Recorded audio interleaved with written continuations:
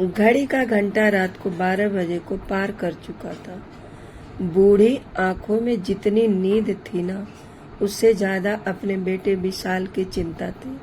उसी विशाल की चिंता जो अक्सर अपने काम के चलते देर रात को घर आता था।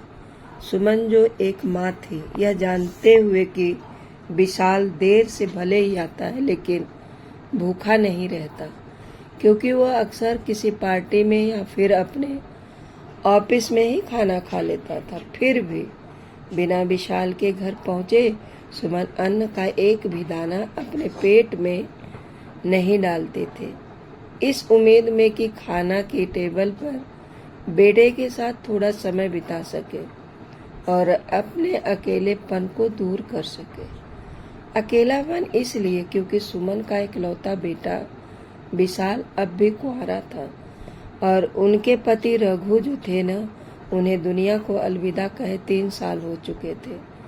रघु के जाने के बाद विशाल ने उनके कारोबार को अच्छे से संभाल लिया और रात दिन का अधिकतर समय बाहर ही बिताने लगा।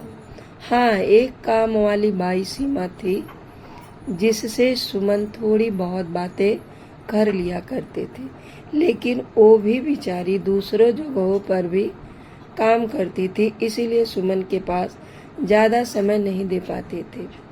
अब रात के 2 बज चुके थे। सुमन अभी भी विशाल का इंतजार कर रही थी कि तभी दरवाजा की बेल बजे। सुमन तुरंत उठी और जल्दी से दरवाजा खोला। विशाल फट से घर के अंदर घुस गया। सुमन ने उसे डांटते हुए कहा, आज फिर से लेट। विशाल चिढ़ते हुए बोला, क्या मुझे शौक है, मीटिंग थी ना जरूरी। सुमन बोली, अच्छा चिढ़ मत, चल खाना खा ले, तेरे पसंद की सब्जी बनाई है। विशाल फिर ऊंची आवाज में बोला, माँ तुमसे कितनी बार कहा मेरा इंतजार मत किया करो, खाना खाकर सो जाया करो, क्यों खुद को और मुझे परेशान करती हो। विशाल के मुंह से शराब की दुर्गंध आ रही थी, जिसे पहचान कर सुमन बोली, तू शराब पी कर आया है, तुझे शर्म नहीं आती। विशाल चिल्ला कर बोला, हाँ तो कौन सा पाप कर दिया मैंने, चुपचाप खाना खाओ और जाओ सो जाओ, तुम्हारी बकवास सुनने के लिए वक्त नहीं है मेरे पास। विशाल गुस्से में अपने बेडरूम में चला गया और सीधे जाकर बेड पर लेट गया। नशे के कारण अगले दिन उसे गहरी नींद आ गई। सुमन उसके कमरे में आई, उसके जूते और मोजे उतारे और उसे चादर ओढ़ाई और पास बैठकर उसके सर पर हाथ फेरते हुए गहरी सोच में डूब गई। घंटों भर वहां बैठने के बाद अपने कमरे में जाकर सो गई। सुबह सीमा ने विशाल के कमरे का दरवाजा खटखटाया। नींद में विशाल ने पूछा, कौन है? सीमा बोली, मैं हूँ मालिक, कमरे में झाड़ू लगाना है। विशाल बिना आंखें खोले बोला, ठीक है, सफाई करके दरवाजा बंद करके चले जाना। सीमा अपने काम में लग गई। झाड़ू मारते हुए उसकी नजर जब विशाल के बिस्तर के नीचे पड़े वॉलेट पर पड़ी, जिसमें कुछ जरूरी कार्ड्स और नगद रुपए थे। सीमा ने वॉलेट उठाया और एक बार विशाल को और एक बार वॉलेट को देखा, फिर उसे उसके तकिए के पास रख कर चली गई। सुबह 10 बजे विशाल उठकर अपने ऑफिस के लिए निकल गया। रास्ते में पेट्रोल पंप पर पेट्रोल भराने के लिए उसने गाड़ी रोकी और वॉलेट निकाला, लेकिन उसमें पैसे नहीं थे। उसने कार्ड से पेमेंट किया और फिर ऑफिस चला गया। ऑफिस पहुंचकर विशाल अपने बिजी शेड्यूल्स में लग गया। विशाल जब अपने बिजी शेड्यूल्स में लग गया और अपने कस्टमर को वह नए प्रोडक्ट के बारे में प्रेजेंटेशन दे रहा था, तभी उसका फोन बजा। फोन पर सुमन का नाम आ रहा था। उसने फोन ना उठाकर उसे साइलेंट पर कर दिया, लेकिन बार बार सुमन का कॉल आ ही रहा था। परेशान होकर उसने फोन उठाया और साइड में जाकर बात करने लगा। विशाल बोला, क्या करती हो माँ? अगर मैं फोन नहीं उठा रहा हूँ तो आपको समझ जाना चाहिए कि मैं किसी जरूरी काम में हूँ।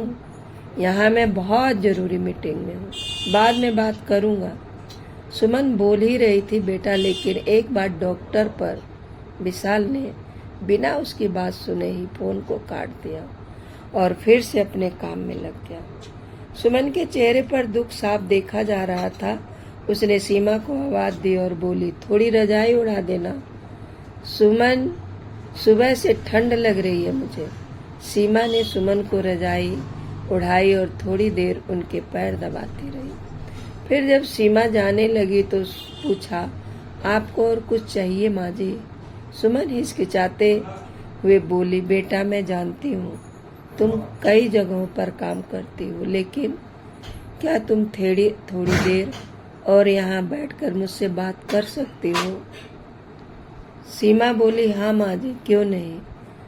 वह वहीं बैठकर सुमन से बातें करने लगती है। अगले दिन विशाल का पार्सल आया। डिलीवरी बॉय के पैसे देने के लिए जब उसने वॉलेट देखा तो उसमें फिर से पैसे नहीं थे। इस बार विशाल को शक हुआ। गुस्से में विशाल अपनी माँ सुमन के पास गया और बोला, देखो माँ, ये चौथी बार हो गया है कि मेरे वॉलेट में पैसे नहीं है। मुझे लगता है कि सीमा ही चोर है। सुमन बोली, सीमा ऐसी नहीं है बेटा, वो बहुत अच्छी लड़की है। विशाल बोला, उसने तुम्हें अपने जाल में फंसा ही लिया। आज देखता हूँ कौन सच बोल रहा है। विशाल ने सीमा को बुलाकर उस पर चोरी का आरोप लगाया। सीमा ने कहा, मैंने कुछ भी नहीं चुराया है मालिक। विशाल गुस्से में बोला, और पुलिस बुलाता हूँ। सुमन ने शांत आवाज में कहा, सीमा ने चोरी नहीं की है, पैसे मैंने निकालते हैं। विशाल हक्का बक्का रह गया और बोला, माँ ऐसा क्यों किया? सुमन बोली, तुम्हारे खर्चे के अलावा और भी घर में कई खर्चे होते हैं जिनके लिए मैंने पैसे निकाले। सीमा मेरी सेवा करती है, डॉक्टर के पास ले जाती है और मेरे अकेलेपन को भी दूर करती है। काश मैं तुम्हारे पैसे की जगह तुम्हारा समय चुरा पाती। विशाल ने अपनी माँ को गले लगाते हुए माफी मांगी। माँ, अब मैं आपको ज्यादा समय दूंगा। दोस्तों, कहानी पसंद आई हो तो लाइक और अपने दोस्तों को शेयर करना मत भूलना। रोजाना ऐसी कहानियां लेकर आया करूंगी। चलिए जिंदगी की कुछ थोड़ी और बातें करते हैं। आज थोड़ी बात करते हैं जो भी छूट गया है पीछे, अब उसी से मुलाकात करते हैं। ख्वाहिशों को जो सिर पल्लू में बांध लिया था, अब खोल गांठ उन्हीं को आबाद करते हैं। सब कुछ तो बटोर नहीं पाएंगे इन कांपते हाथों में अब, मगर चंद खुशियों को थामने की शुरुआत करते हैं। माना ढलती हुई उम्र और यादाश्त के झड़ते हुए पत्ते हैं। चलो इन्हीं के संग अब अपनी तमन्नाओं से मुलाकात करते हैं। दोस्तों, कहानी अच्छी लगी तो लाइक और सब्सक्राइब शेयर करना ना भूलना। और फिर मिलते हैं अगली वीडियो में। और मेरे चैनल पे हैं तो मेरा चैनल को सब्सक्राइब कर ले। नए हैं तो लाइक और कमेंट करना ना भूलें।